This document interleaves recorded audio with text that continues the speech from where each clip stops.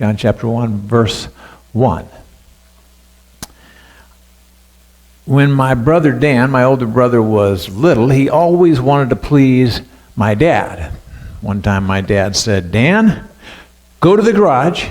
My brother got up and ran as quickly as he could to the garage. However, my dad wasn't quite finished with the sentence yet. A little bit later, he came back and said, "Dad, what did you want in the garage?"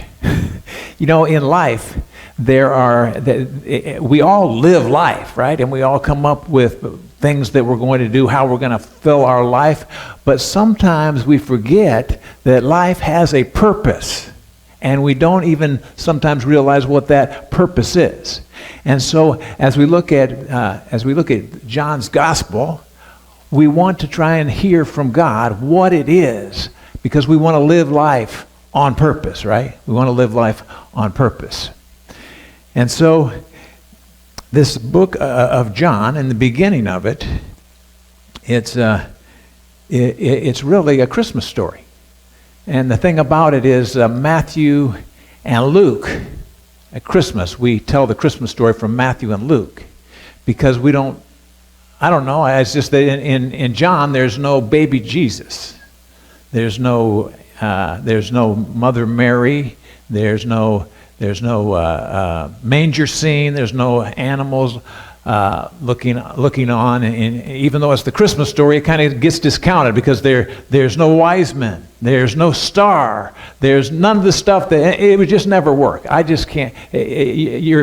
Whoever is preaching would never get away with using John as the Christmas story on Christmas. So that's why we can use it now in September. So this is the September Christmas story that never really gets the attention that it needs at Christmas.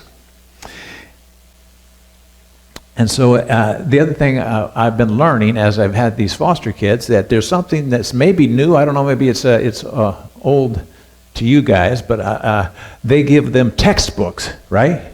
Even though they can do everything on the computer, they give them textbooks, and then you're supposed to do the questions at the end of the chapter. After you read the chapter, you answer the questions. And what I found out, it took me a little while, but I found out that actually the answers to the questions are in the book. Did you know that? They're in the book.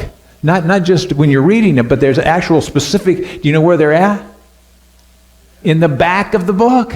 I don't know why I haven't known all this time. The answers to the questions are in the back of the book. So here's this guy, John, and he's writing the Gospel of John. It's totally different than it's quite a bit different. It doesn't have parables in it. It has a lot of things in it that just are not in the other Gospels. But what I found out is, since the answer is in the back of the book, and I want to figure out what John's about before I, preach it would be a good idea, I turned to the back of the book of John, and there it is in John chapter 20, almost the end. John chapter 20, verse 30, and it says, Truly Jesus did many other signs in the presence of his disciples, which are not written in this book. But these are written that you may believe that Jesus is the Christ, the Son of God, and believing you might have life through his name. And so John tells us right there, he said, look, I wanted to save it to the end, but this guy up preaching is spoiling it for you, because he's telling you right now the whole reason why he goes through all of these other chapters up to 20 is so that you might believe, and I mean really believe, that Jesus is the Christ, the Son of God, and that believing you might have life. When he's talking about life, he's not just talking about life, he's talking about life, because Jesus promised, I've come that you might have life and have it to the fullest. Okay, so he said, the reason I'm writing this, and the reason that you've read it, which you haven't, because, well, you might not have read it, but the reason I did this is so that you might believe. And so the word believe is repeated a lot of times in the book of John. And John was, of course, the disciple that Jesus loved. He wrote that himself. As he wrote the book of John, he never used his name. He just called himself the disciple that Jesus loved. And so